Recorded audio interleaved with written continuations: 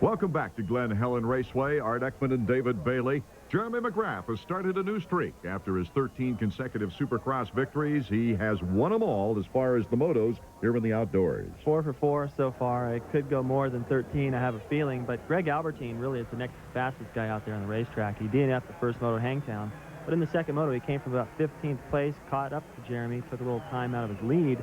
And I would expect him to get faster as the season continues. And he's well suited for this track, the former world champion. Right, and he's got to have better luck. And what better place to do it than on a track like this? It's a little bit more like Europe. It's dustier, there's a lot more elevation, and not as much Supercross stuff. Stuff? Are you kidding me? The right word isn't always there, dang it. Jeremy McGrath. He's won his last 9 motos going back to last year. 5 consecutive overalls. Look at Bradshaw. He's sticking, I don't know what that is. He's trying to absorb some of that sweat in his goggles. It's something riders or people don't really notice out there, but it's obviously very hot. Rocco's getting some water poured on his back from DeCoster. That'll be cool in the beginning, but that's where all the dirt sticks. Jeremy, a perfect 100. Emig in second place with LaRocco, Bradshaw, and Lawrence rounding out the top 5. The 32nd board is up now for motor number 1 of the 250s. Time to get serious. There you see number 2, Emig, bright new green uniform. 103, Jeff Matazovic, who just came back from the Japanese National Supercross Series. He's done that the last 2 seasons. Sideways, gate ready to drop at any moment now as we're looking at Jeremy McGrath's machine. He rips the throttle open and gets the great start. Oh my goodness, Jeremy McGrath, a clean hole shot. He hooked up off of that cement so good you could tell he had the hole shot in the first 10 feet of the race. Albertine, number 16 in second place, giving him a good go. That's Emig, number 2. Number 13 is Phil Lawrence. Good start for Phil Lawrence. He's kind of a local hotshot around here. He's been riding good lately. Bradshaw running around the inside of the corner, way back in the pack right now. Well, the hole shot to Jeremy McGrath. He's gotten every hole shot so far this year. And Doug Henry's pulling some banners with him. He must have gone right off the edge of the racetrack. Oh, in turn 2, Emig and Lawrence. Emig, whoops, sorry, sir. Emig having trouble getting back on the track, and oh, there's, it looks like Taylor.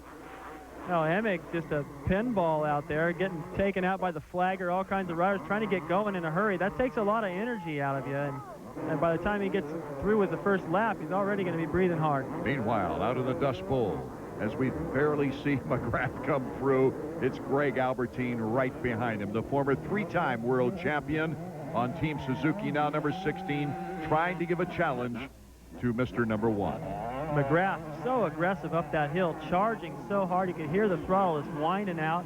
He's also cut a lot of holes in his jersey. It looked like he jumped in a piranha tank.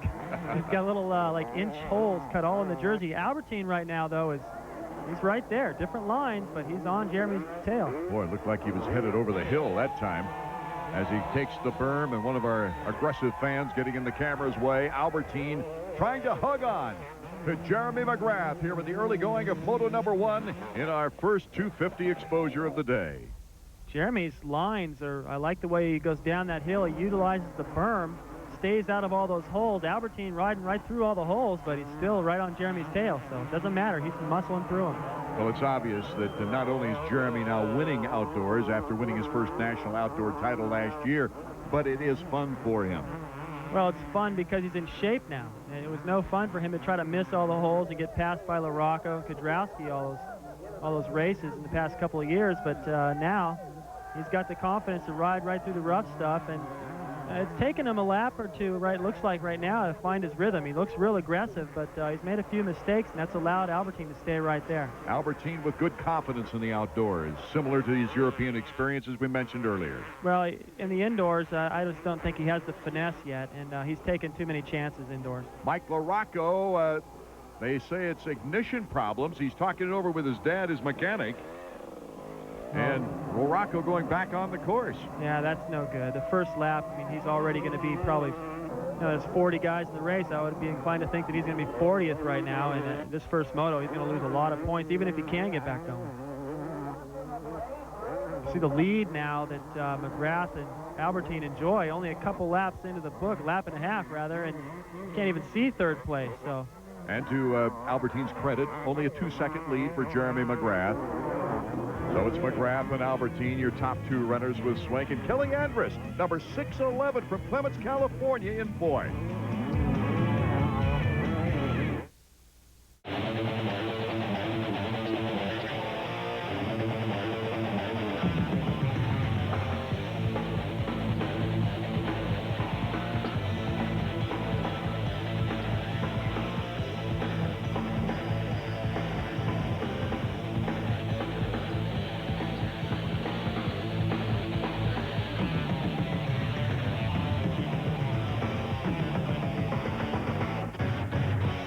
ESPN2 is being brought to you by Dunlop.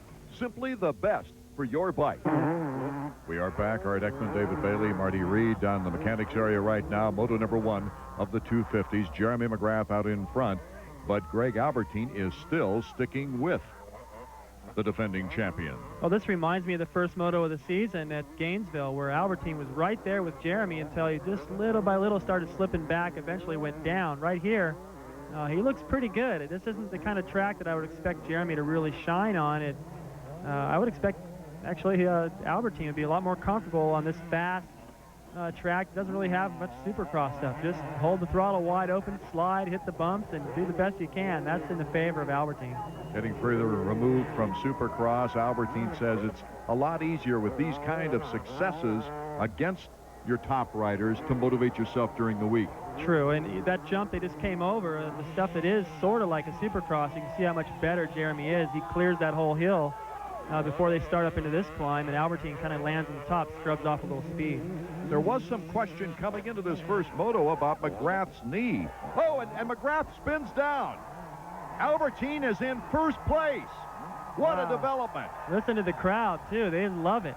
They want to see a challenge. Everyone, I don't think people want to see Jeremy get beat, but they do want to see him have to push hard and to win the race. At the top of the horseshoe, Jeremy washed out a bit, stayed up, kept the motor running, and Greg Albertine is now our new leader.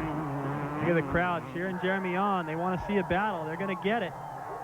Jeremy's not going to give up. He's going to give Albertine everything he's got. We'll get a chance to see what he's made of now. Jeremy McGrath in second place in hot pursuit now. It's going to be a real test if that knee, and there's Ian Harrison, the mechanic. Stay cool, Skip Norfolk tells Jeremy. Yeah, Ian was pretty excited. Yeah, you know, he's screaming. He loves to see his rider out in front of McGrath. And this isn't over yet, that's for sure. What a loyal crew member Ian has been throughout the ups and many downs for Albertine here in America. Picking it up in a battle for fourth place now, Doug Henry getting the challenge from Nolene's Kyle Lewis, and then Bradshaw comes into the picture, David. Yeah, Bradshaw looks strong. He's putting the pressure on both these guys, and Henry's got banners wrapped around his front wheel. No doubt that's getting into the front brake, and he probably has no front brake. That plastic melts in there, and you don't get anything when you pull on a lever. Oh, boy, I can't imagine going down that downhill without a front brake. I just can't do it. Albie in first place, Showtime in second, Brian Swink in third, and this is the battle for fourth. Doug Henry, Kyle Lewis, and Bradshaw. Here's that big downhill we were just talking about coming down. If he doesn't have much of a front brake or any at all, he's going to have a tough time getting stopped for this corner. If one of those mammoth ruts doesn't put him out of the race and stop him altogether, but he took a wide sliding turn there. And Bradshaw with the better line of the three goes all the way wide, taking advantage of these guys kind of getting each other's way right now. He can go pretty much wherever he wants. Henry still hanging on to fourth place now as we get a triad challenge. Lewis to the inside at the slow portion on that real tight turn. Lewis moving into fourth. Henry fifth, Bradshaw in sixth.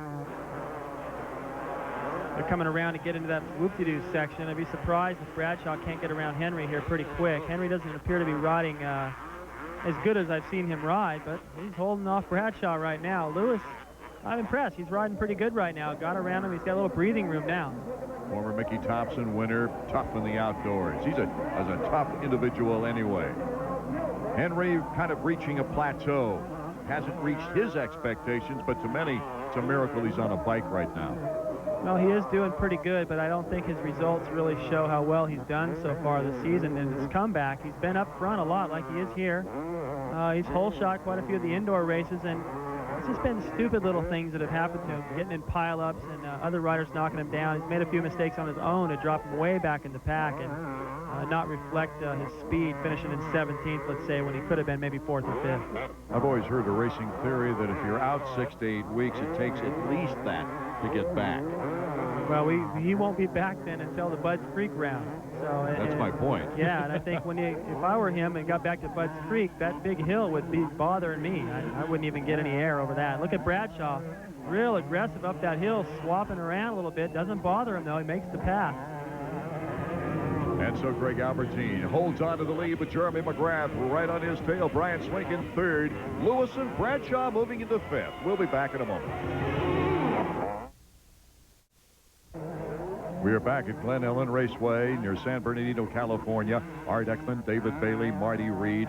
Jeff Emig is making an incredible run. You see him there. He's just past Bradshaw, going into 5th place. And when you consider that he collided with Phil Lawrence on the first lap and got into a very bad position, it's an incredible run. It sure is. And you remember the last couple of laps, we were on this battle with Bradshaw and Lewis, and we didn't even see Emig, and all of a sudden now he's just reeled these guys in. He's already around Bradshaw. It seems inevitable he's going to get Lewis here pretty quick. Emig does have that ability on the outdoors to ride on the edge. Well, also when you go down in the first corner or the first lap, a lot of times you just get up and you're so mad. You don't care about anything. You don't think about riding nervous or with your arms pumped up. You have nothing to lose. So you ride a lot better a lot of times than you do if you get the whole shot. Boy, going through the pack like that, though, he had to eat a lot of dust. Yeah, he's going to be tired after this moto for sure, but every point really counts in this championship series, and he's got to work his way up there and just see what he's got left in the second moto. Kyle Lewis, the probable next victim of number 2, Jeff Emig. Emig very fast. Lewis steady, strong, but not as fast as Jeff Emig. Also, Phil Lawrence is making his way up through the pack after that first lap crash. Yeah, they're both riding good. Emig, a little bit stronger of the two, a little bit better bike, too, perhaps. And as they work through this whoop section, look at Lewis wheeling about 4 or 5 of those bumps through there. I don't know if he can do that every lap. It takes a lot of energy to hold the front wheel up like that. Great crowd interest, and Jeff Emig has always told us how much he enjoys motocross crowds. He said last week he'd like to go incognito amongst them one day, and I asked him about his disguise. My costume. Well, I heard tell that Bob Hanna went up on the hill at a Unadilla in a rent-a-car dressed as a woman. So I'm not sure that I would go that far, but maybe a fake beard and some long hair, and some dark sunglasses or something. That might be, that might be the trick there. Hanna, he's a little freak anyway. Sorry, Bob. He was only kidding. I would never call Bob Hanna a freak. You'd never be able to get away with it, would you, Dave? No, I have too much respect for that guy. Emig never raced against Bob, He just hears stories, and I can understand what, he doesn't have the same outlook on Bob that I would have, but Bob's pretty amazing, and I wouldn't be surprised if he wore a dress anywhere. And if that's freaky, well, okay, I'll go along with it. Did David Bailey do anything crazy like that? No, Did you ever go up into the stands or into the crowd? I've been up in the crowd one year before Anaheim Stadium, 1982. I broke my foot right before the race, and I went and watched the race from the upper level, and it was pretty neat to sit amongst the crowd and hear how much they get into it. Here he goes. Jeff Emig on the move, trying to pass Kyle Lewis, number 11, has the inside shot. Good, clean pass. Lewis trying to coattail him, though. Well, he's going to be way on the tips of those coattails in a minute because Emig's already starting to pull away. Jeff riding fantastic, and he's lucky he didn't bend anything in that crash. It appears that everything's pretty straight. And you see in the air over that plateau, he's looking over around the racetrack, finding out, okay, now I got this guy. Now where's my next victim? And that's going to be Brian Swink. And right now, he doesn't have any view of him. He's got to look way across the racetrack to see him. Well, about the only thing Emig bent was that flagman's wallet, his back pocket there. Jeremy McGrath in second place in pursuit of this young man. Team Suzuki's Greg Albertine. His finest race of the year in this early season. 3rd round of the AMA National Outdoor Season. He's got a pretty good lead, too, on McGrath right now. So, the rumors of Jeremy's knee being a little bit of a problem. He wasn't here, as we already pointed out, for press day or for yesterday's practice. And, maybe he's just giving it all he's got, and Albertine's got a little more. Greg Albertine, after seeing so many flat tires in qualifying, etc., has gone with the foam-filled inner tire, and which he says is makes it a little more sluggish. Oh, it's going to make it a little heavier. The acceleration may be just a little different. The bike's going to react a little different. But he's probably used it before. Europe, flat tires are a little more common because of the conditions. You're running across big rocks, tree roots, and they don't prep the tracks quite as nice over there as they do here in the States.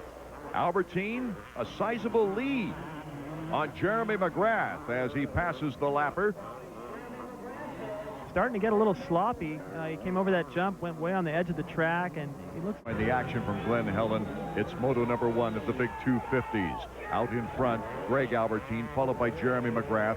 Here is the real battle, though, at this moment.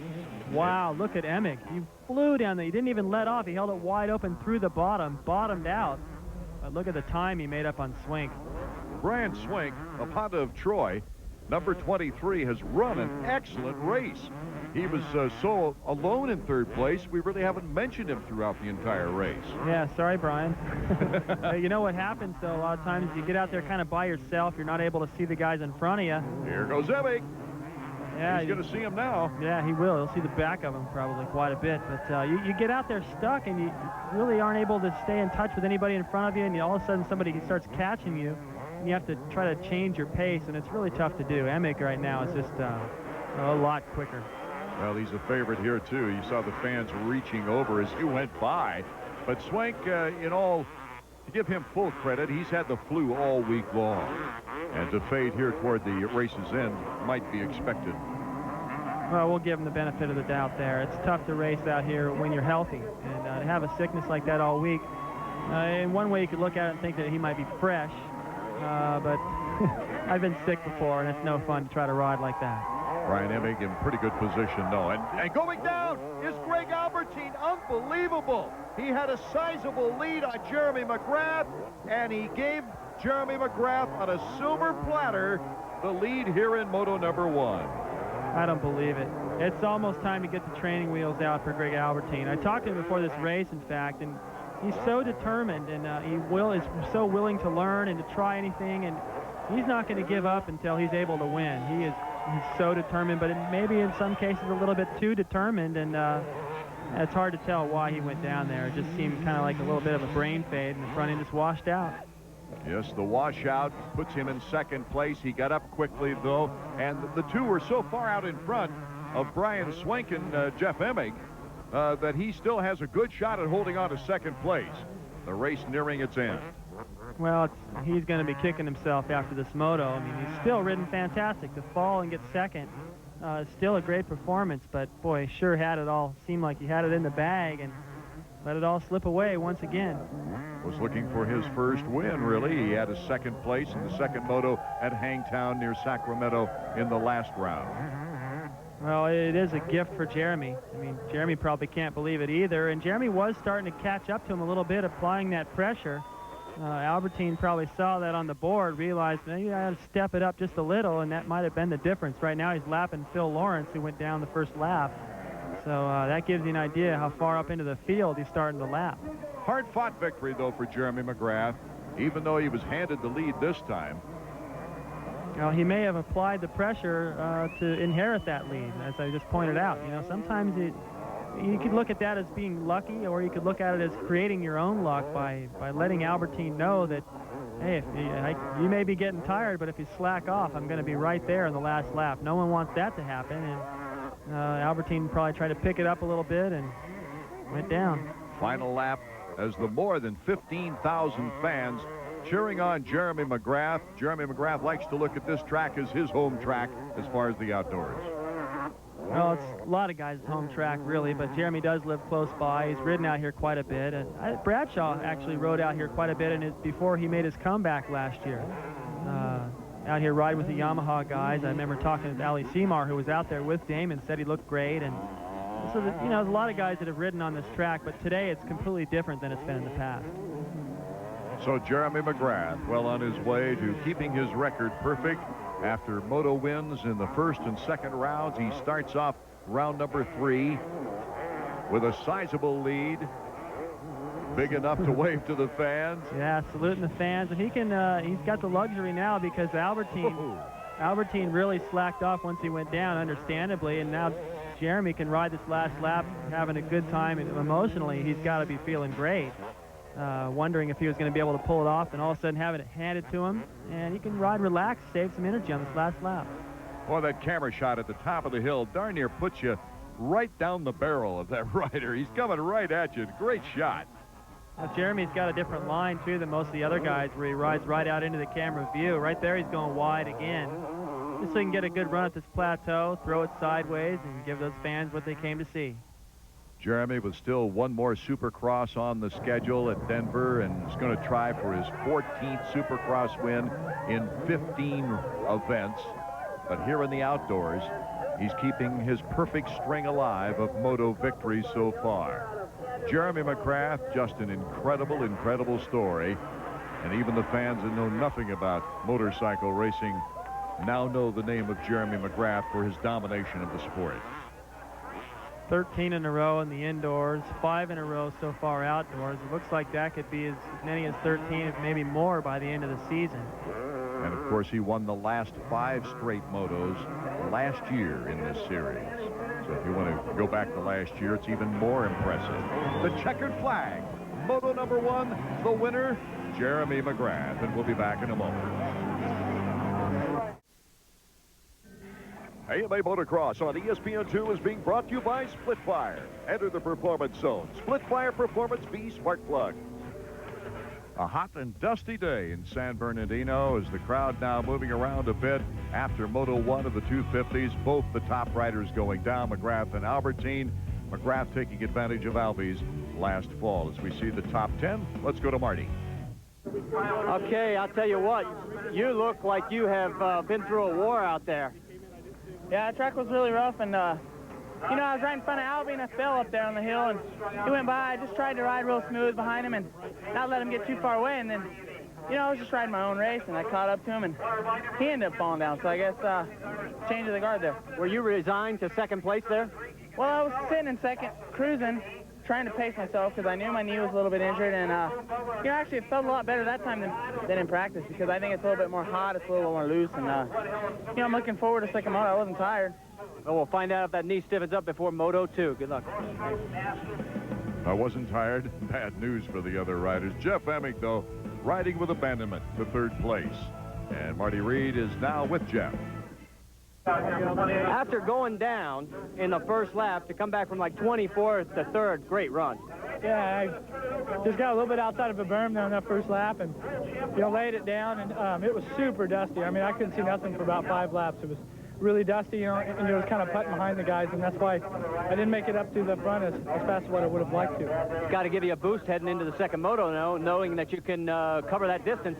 Yeah, I mean, you know, I feel great, so, you know, we'll just go back, you know, and get a better start this next time and not have to worry about nobody. That'd be the best thing. The last place finisher of the race probably not as disappointed as number 16, Greg Albertine, who took a second place finish. Greg, take us through what happened. Well, I got a pretty good start. I was right behind Jeremy and, you know, just pushing him a little bit, and he started making some pretty big mistakes, and then he went down. And I pulled a nice lead, and I just started battling a little bit. I'm running Moosa, so I didn't get a punch, and, you know, I was battling a little bit with control out there, and came into the one turn, and next thing I knew I was on the ground. But Jeremy rode a really strong race. I got tired towards the end. It's incredibly hot out here. But my RM250 is just performing great, and I want to thank the team. It was encouraging anyway. Time to regroup for Greg Albertine and the bunch, as we'll be back with Moto number 2 in a moment.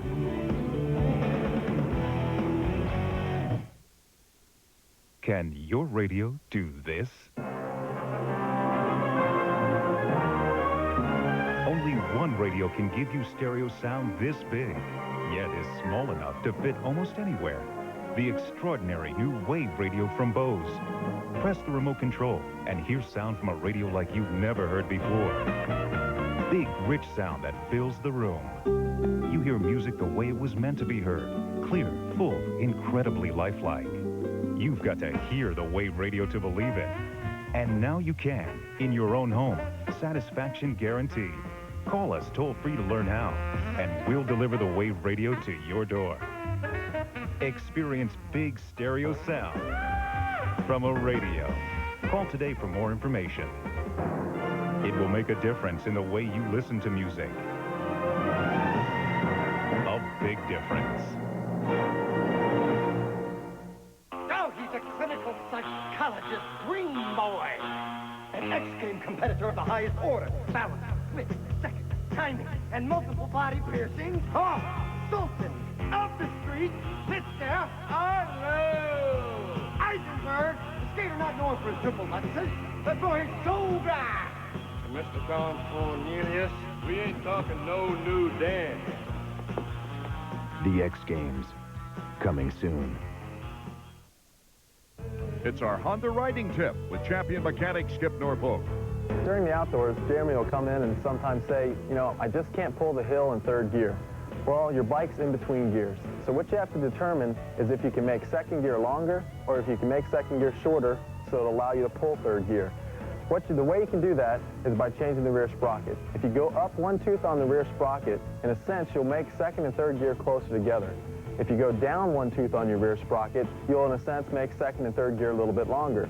So what you need to do is you need to sit down, find out where on the track you're having the problem, what direction you need to go in, and make that adjustment accordingly. For the Honda 1-800-COLLECT Fox Racing Team, I'm Skip Norfolk. A lot more to it than meets the eye, David Bailey. There's a skillion things you got to do to keep that bike dialed in, and Skip knows how to do it. When Jeremy can't think of something, Skip and everybody else at Honda is thinking about it for him. So great package they have over there. Damon Bradshaw trying to warm up that tire for the start. After a sixth-place finish in the first moto, Jeremy McGrath, of course, looking for a perfect record out of San Bernardino. And Jeff Emig. It's like that. I'm trying to figure out what his mechanic has there. I think that's gas. Might be gas to just try to top off that tank. Make sure you have enough fuel to go to the distance. Jeff changing over to the blue this moto. See if that has any better luck for him. Warming up his tire as well. And it's kind of give and take. You know, you can sit there and burn the tire out like that. Look at all the rubber falling off on the ground, though. You wear off the sharp edges of those knobs, and then you pay the price out there on the racetrack. But the start is probably 70% of the race, so it's smart to do it there. Okay, the 32nd board up. And the riders now, it's getting nervous time, except for those who are confident that they can win the race, of course. Kyle Lewis, number 11. There's Emig 2. Jimmy Button, 100. Bradshaw, 28. McGrath. 103 is Matasevich. As we mentioned earlier, he races in Japan most of the year, comes back for selected races. And we're about set to go for our second moto in this hot and dusty land of San Bernardino. Emig with a pretty good start. Doug Henry, Phil Lawrence, and Emig all with good starts, but it's Jeremy McGrath once again with the whole shot into the first turn. Somebody goes down there in the back of the pack as we go to the front of the pack now. Jeremy. 15 is Doug Henry, former teammates. 13, Phil Lawrence. There's Greg Albertine, and Albertine goes down. I don't believe it. In the first turn, Albertine is down. Takes out his teammate, number 8, Larocco. Had nowhere to go, ran into the back of his bike. I don't know if he did any damage to it, but there goes Team Suzuki. All in one turn. So Albertine with a much different start this moto. He had it all going for him, and just little mistakes. I can't figure out what it is about Greg, but he's got speed. It seems like every time I mention his name, I mention the fact that he can't keep it on two wheels, but shoot, he's not proving me wrong. It's a matter of time before he gets it all together. Well, it'll be interesting to see. He went down pretty hard. Yeah. If the bike is damaged at all. There's Larocco. Look at how dusty it is. It's impossible to even see, but he's trying to work his way through the back markers. And in contrast to that, look how nice and clear it is out front for Jeremy. Emig looks like he'll have another battle with Lawrence here pretty soon as we take a look at the field, picking different lines through the Dust Bowl. Now, there's a couple of good lines there. One on the far left, one on the far right. Look at Jeremy all the way up over that double jump. Taps the brake in the air just to get the rear wheel over it. Lawrence, 16th in the first moto. He started working his way up, and then he just sort of hit the wall. And, I would look for him in this moto to do quite a bit better. Obviously, with a better start, that's going to be easy. But Emig is really putting the pressure on him right now. Jeremy McGrath already with a 4-second lead here in Moto 2. as the battle is behind him. Henry, Lawrence, and then Emig. Here you get a good idea as to the gap between first and second place. McGrath just in perfect form. Lawrence cutting off Emig coming down that hill. Felt him on the inside, moved all the way over to protect that line. So these guys in a good battle. If they don't knock each other down, it'll be a lot better. The first moto, they really started off in the back. Doug Henry refusing to let go. Second place easily right now. In fact, he's making it tough on Emig and company. Oh, he made it tough on Lewis and his teammate Bradshaw in the first moto. Look how far Emig jumps off that jump. And that takes it out of you after a while. When you fly off a jump like that, you've got to land on the brakes for the corner. Front end slaps down like that. And he's going to try everything he can because he wants to challenge Jeremy. He wants to get up there. Remember the first round at Gainesville? He was right there, had a chance for the last couple of laps to get around him. Okay, Emig cuts to the inside on number 15, Doug Henry, and moves into second place finally. Here comes Lewis on the run. Lewis back in there again. All four of these guys real close. McGrath, Emig, and Henry are top three as we'll take a break before we get back to moto number 2 from San Bernardino. We are back looking at the battle for second, third, and fourth. As way out in front is Jeremy McGrath. This is a heated battle, however, as Phil Lawrence is trying to get around Doug Henry, number 15. Lawrence with a good race on his hands this time around. In the first moto, of course, colliding with Emig early, putting him way back and had to charge up or try to charge up through the pack. Right now, Lawrence has his hands full as Emig, Henry, and Lawrence battle it out along with Kyle Lewis, number 11. Look at Lawrence's lines. Went all the way across the outside of the track to jump that double, then came about back to the inside, almost took the front wheel out of Lewis as he went back through there. Lewis just knew he was coming, had to slow down a little bit, but he's just trying to do everything he can to get around Henry right now. Henry's riding good, and you know, he shouldn't let anybody by, but he is kind of holding up the show right now, it looks like to me. Lawrence of the Great Western team, basically on a stock bike, and in my estimation, David Bailey, he's earned a look-see from a factory. Oh, I think so. It looks like he's going to make the pass right here. He moves to the inside of Henry. Good move. So that moves him into third in this moto. And you know, if he hadn't gone down in the first moto, he'd have been right up in there. And, yeah, I think if Kawasaki's got room, two of their guys, Hughes and Huffman, or not Huffman, rather Emig, only have one-year contracts. So depending on what happens to them, they might have room for Phil. And he was already a factory Suzuki rider at one point, and Suzuki may have room as well. If he doesn't get a factory ride, it'd be a little disappointing. Lewis also getting by Henry now, moves into 5th position. Here's our leader, Jeremy McGrath, and it'll be a decade before somebody else comes around the corner. There we go. Emig picking up some room on McGrath. Yeah, he's not that far behind. Look how close this battle is. These guys have actually they stayed in touch with Emig. That section right through there watered nicely. These guys did a good job trying to keep the track watered. Look at Lewis. Oh, Lewis, a tough ride right now, looking for 5th spot. Coming through the dust, there's Henry, and here looks like Bradshaw. Oh, Henry going off the track. Yeah, Bradshaw taking advantage of it. Right, good job by Bradshaw. He had the inside in that corner. Henry just went, got a little outside of his line, went almost off the racetrack, almost got tangled with the banners again. Kawasaki with only one rider in this race. That's, of course, Jeff Emig. After Damon Huffman has undergone surgery, Dr. Stedman, the famous ski team doctor, working on his knee. And then, of course, Ryan Hughes in Charlotte, after he crossed the finish line, took a big crash. Well, guys, you'll never guess who I bumped into, and boy, what a surprise. I didn't expect to see him even at the racetrack for a while. It's going to be a little hard to talk, but Ryan Hughes, the guttiest ride I have ever seen back at Charlotte when you actually fractured your jaw. Didn't know it at the time. Bring us up to date. How do you feel?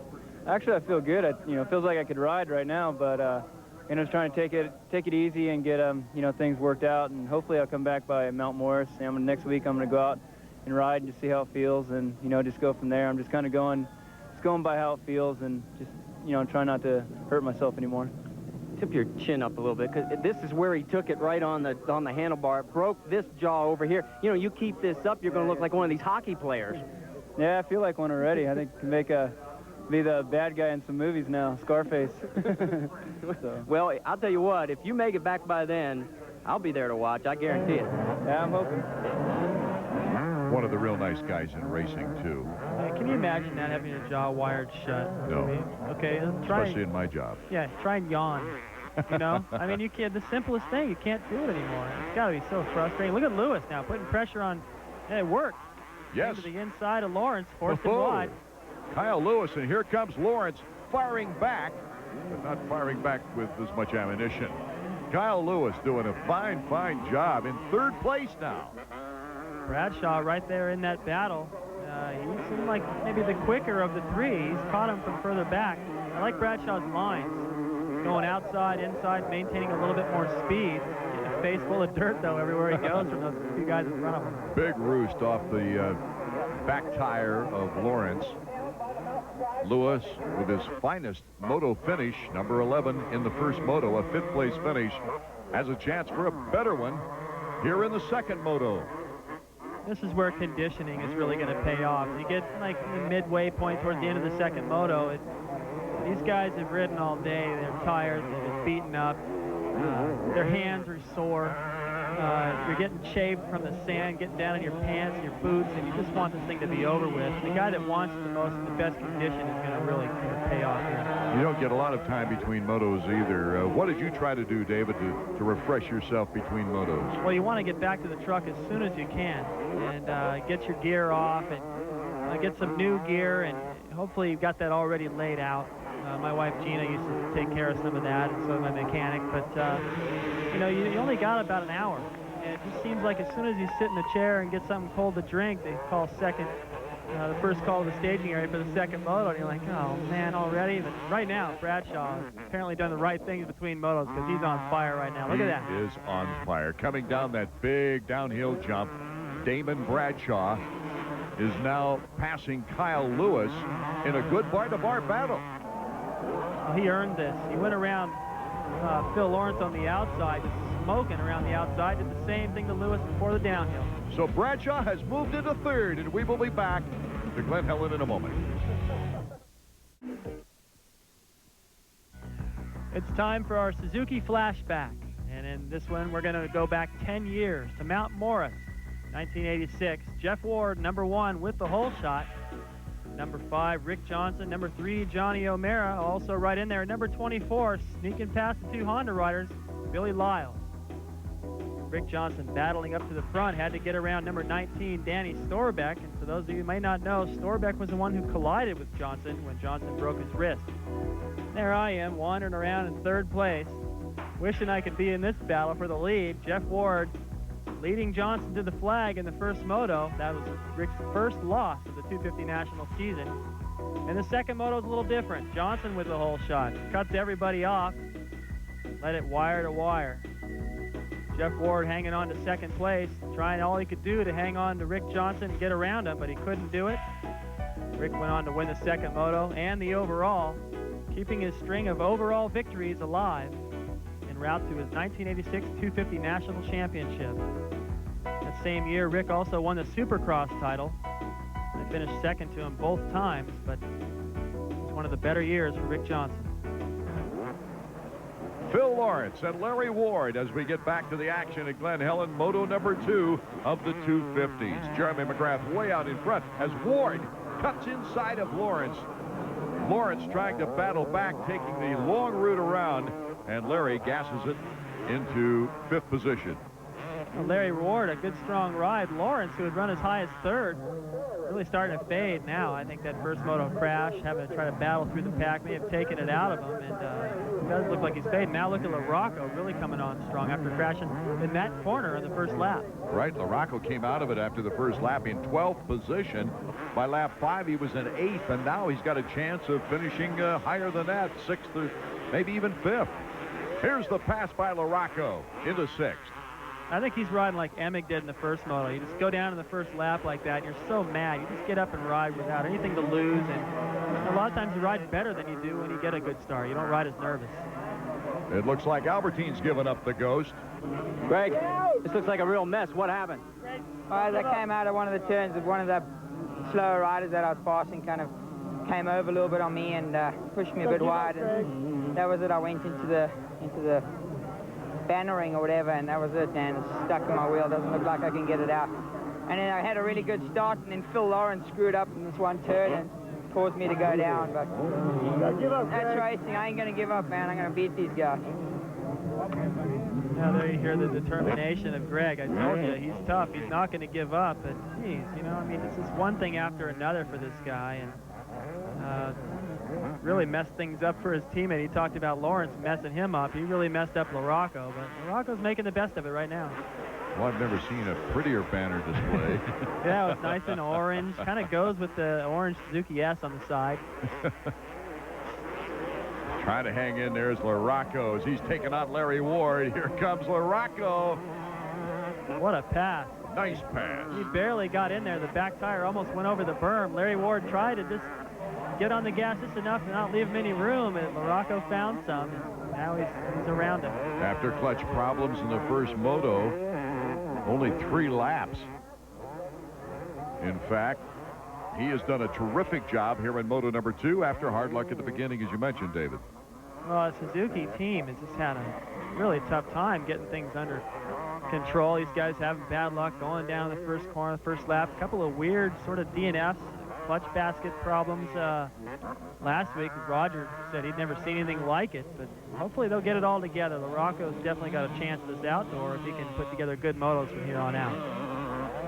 At least they've proved, David, I think, that Roger DeCoster's hard work in trying to develop the 250 program it is a more competitive bike this year. Right. They got a much better foundation to work off of, and LaRocco's made a lot of changes this year, but you know, you got to understand that he came from Kawasaki and he's riding a completely different bike, and he's got to do whatever it takes to make him comfortable. And once he finds that combination, he's going to be a real threat because he still wants to beat Jeremy. And you know, you see Albertine on the side of the track and these guys that have trouble and have to pull off or get bad motos, and you know, I don't think it would be as bad as if Jeremy wasn't still out there winning, but they all want to beat him so bad. They're having problems. He's out there riding around the lead, crossing it up, waving to the fans, and it just really rubbed it in. Jeremy McGrath has earned the right to rub it in, really, with great conditioning. Jeff Emig in second place right now, and it looks like he'll nail down that second place finish after a third place in the first moto for what looks like a second overall. And a second place these days is about as good as the first. Look at Jeremy, Emig, he went around that jump. I don't know what happened with the banners there, but he was able to go around that jump, set himself up good for the corner. Jeremy McGrath headed for his 6th consecutive moto win, and we'll be back for the checkers in a moment. Into the race, Glen Helen Raceway, round 3 of the AMA National Outdoor Series, and Jeremy McGrath headed once again to victory. He is ahead now by 20 seconds over Jeff Emig, and in third, Bradshaw. Lewis, an inspired performance from Lewis, a tough appearance by the no-lean rider. No, he's obviously comfortable out here at this track. It has everything in it that he likes. He got decent starts, stayed up there, didn't make mistakes like some of the other guys did. And, you know, I wonder if Jeremy ever gets bored. You know, you got to wonder. I mean, people are already heading for the cars. The traffic jam's starting to accumulate, and they know there's no way in the world anyone's going to beat this guy. I mean, look at the lead he's got, and it's just about every week, you know, and it's not his fault that he's doing his job a little better than everyone else, but occasionally, especially for us up here, it's like, what the heck else are we going to say about this guy that we haven't already said? Well, there's no doubt about it. He'd probably win on another machine, but would he win as much and as consistent without Skip Norfolk, without Wes McCoy, without the tremendous support that Jeremy McGrath gets on him? That's a good point, and I think it's doubtful. I've said a million times that I don't think it's necessarily the bike that makes Honda so dominant, and I think they've won a title every year since 1982. It's the team and the experience that all those guys have at winning titles ever since 1982. I mean, that's a long time to keep winning championships, and obviously a good combination and a good motorcycle, and they seem to get lucky when they pick their riders. They pick them carefully, and the guys do the job for them. Well, I think a rider inspires the whole team, too, as we've seen from time to time in the 125 ranks, for instance, this year.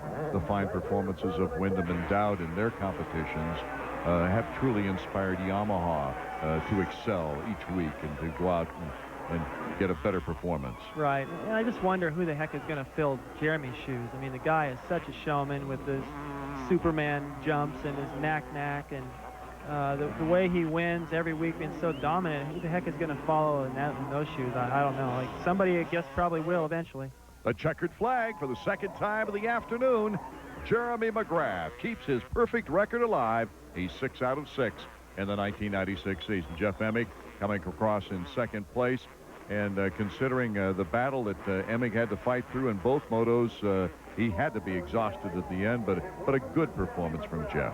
Yeah, if you look at all the things he battled through, as you already pointed out, a third and a second, and the second overall, it's not too bad. It could have been a heck of a lot worse. Look at Albertine. The cool head and the conditioning of Jeremy McGrath pays off once again here in Moto 2. Let's go down to Marty Reed. For the 11th straight time on national competition in motos, you have made it to the #1 spot again. Congratulations. Well, I thought today was going to be a little different. You know, I thought the mix-up would be different because my knee injury. But, you know, I think being so hot, it helped to get loose. And I felt really good in the moto. The heat wasn't a problem, and I feel really strong after taking a couple days off this week. The knee, though, did it give you any twinges while you were out there at all? Because it certainly didn't look it. No, first half I was a little intimidated by my knee, and second moto I knew that my knee was fine, so I came around and you know, I went for it from the start, and that's where I got my lead. Well, guys, no pain means more trouble for the rest of this field. As they head for Mount Morris as well, McGrath, Emig, and Bradshaw. Bradshaw, Mount Morris country. That's where he broke back in off his retirement last year. Let's go back to Marty.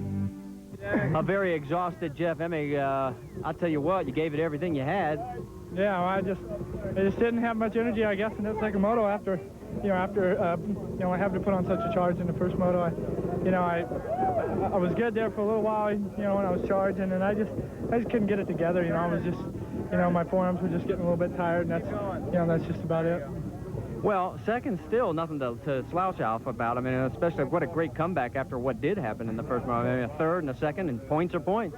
Yeah, I mean, you know, it's good that we got points at least. You know, we just, you know, but I'm here to win races, you know, and not to get, you know, thirds and seconds and everything else, especially on a day when I could have won because I felt fast. You know, the Kawasaki was working awesome. You know, Bridgestone gave us the tires that we needed, and you know, I just didn't get it together, I guess. You know, all the fans here, you know, they were just great, and you know, I'd like to thank them for it, and I'd like to wish all the mothers, happy Mother's Day, you know, along with my girlfriend also. Taking a look at the point standings going into Mount Morris now for round 4. Jeremy McGrath, the perfect score. Damon Bradshaw in third after a 6th and 3rd today. Well, as you can tell, third place looks as tired as first and second, but I'll tell you what, you came back strong there. Yeah, I did. I just tried to, you know, keep pushing. The track was dry and hard to race on today. You know, I'd like to have done this a lot more times, but, you know, I'll take it. We were talking to Steve during that second moto, and he said, yeah, he didn't like where he finished in the first one. He said he sort of had the bit between his teeth. Yeah, I'm happy with second moto finish. I would like to have, you know, been able to race with those guys, but they're tough and they're going fast. It's, you know, it's going to take me some time. I'm trying. Hey, third place. I'm telling you, there's a lot of guys that still like to be right where you're at. Thank you. There are more guys that would rather be where Jeremy McGrath is at right now.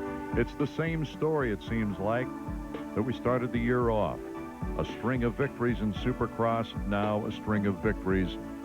6 in a row as far as motos, 3 in a row as far as overalls here in the National Outdoor Series for Jeremy McGrath. Art Ekman for David Bailey and Marty Reed. Thank you for being with us. Our next show from Mount